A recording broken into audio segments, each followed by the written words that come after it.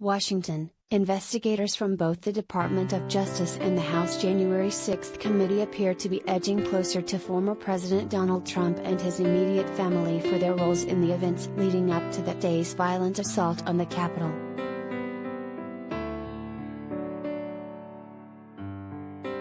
In a federal court filing Tuesday, lawyer Bilal Essayli said prosecutors asked his client, January 6 defendant Brandon Straka, about his connections to Trump personally.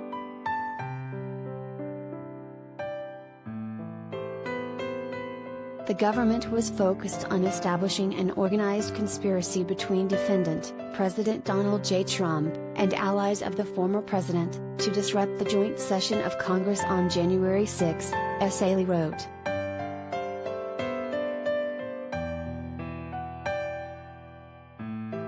Straka, who spoke at a Stop the Steal rally in Washington the day before the Capitol attack, is awaiting sentencing for his involvement in the January 2021 insurrection, an attempt to overturn Trump's 2020 election loss. He was originally charged with a felony for egging on rioters to take away a police officer's shield and to enter the building itself, but was allowed to plead to a misdemeanor disorderly conduct charge in exchange for his cooperation.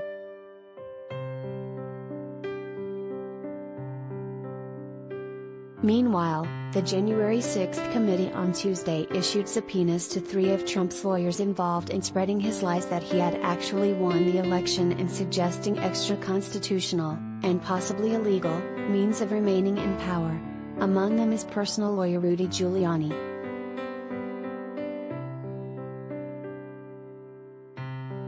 And the committee has also subpoenaed the phone call and text message logs of middle son Eric Trump, who spoke at the pre-insurrection rally near the White House and told the audience that Democrat Joe Biden had not actually won the presidency.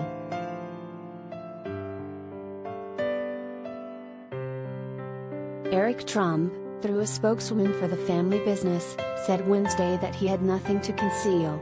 The witch hunt continues. This partisan committee is welcome to review my phone records, Eric Trump said in a statement. I have absolutely nothing to hide.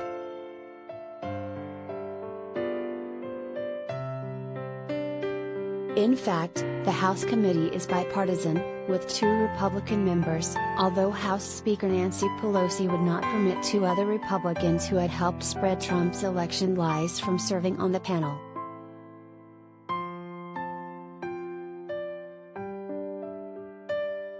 CNN and ABC have both reported that the committee has also subpoenaed the phone records of Kimberly Guilfoyle, the girlfriend of eldest son Donald Trump Jr. Guilfoyle and Eric Trump's wife, Lara Trump, also spoke at the January 6 rally, as did Giuliani.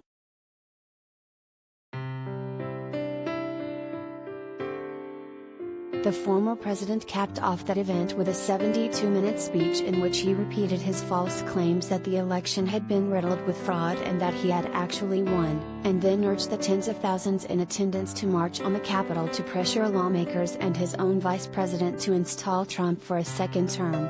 We fight like hell. And if you don't fight like hell, you're not going to have a country anymore, he told them.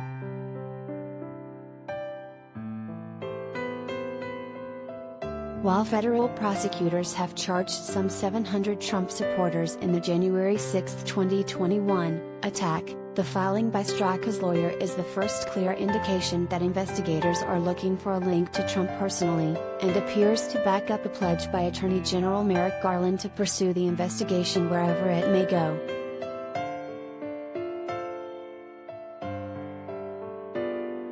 The Justice Department remains committed to holding all January 6 perpetrators, at any level, accountable under law, whether they were present that day or were otherwise criminally responsible for the assault on our democracy, Garland said on the eve of the insurrection's first anniversary. We will follow the facts wherever they lead.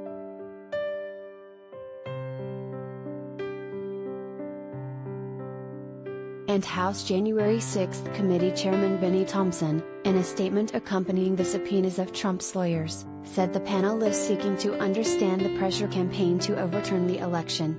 The 4 individuals we've subpoenaed today advanced unsupported theories about election fraud, pushed efforts to overturn the election results, or were in direct contact with the former president about attempts to stop the counting of electoral votes, said Thompson, a Mississippi Democrat.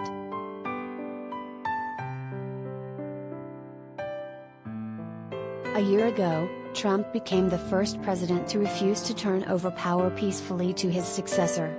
He spent weeks attacking the legitimacy of the November 2020 contest that he lost. Hours after polls closed and it appeared that Biden would be the winner, Trump stated that he had really won in a landslide and that his victory was being stolen from him. Those falsehoods continued with a string of failed lawsuits challenging the results in a handful of states.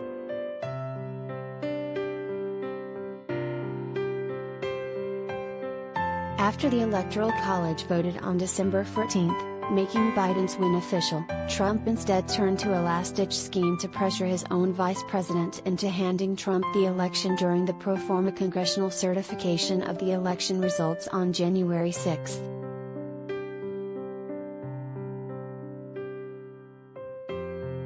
Trump asked his followers to come to Washington that day and told the thousands who showed up that they should march to the Capitol to intimidate Mike Pence into doing what Trump wanted.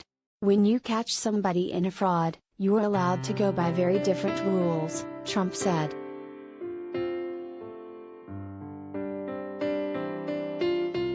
Having a mob presence at the Capitol was key to 2 possible scenarios Trump and his allies were pushing: 1. Pressuring Congress and Pence into declaring Trump the winner notwithstanding the actual election results, or 2.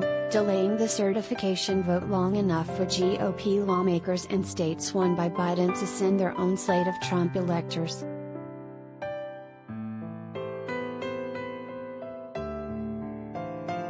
The mob of supporters stormed the building and chanted "Hang Mike Pence" when the vice president did not do Trump's bidding.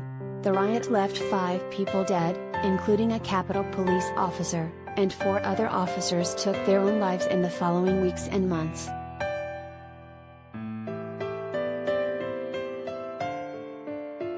Though the House impeached Trump for inciting the attack, all but 7 Senate Republicans, led by Minority Leader Mitch McConnell, chose not to convict him, thereby letting Trump continue his political career even as he is the subject of several investigations.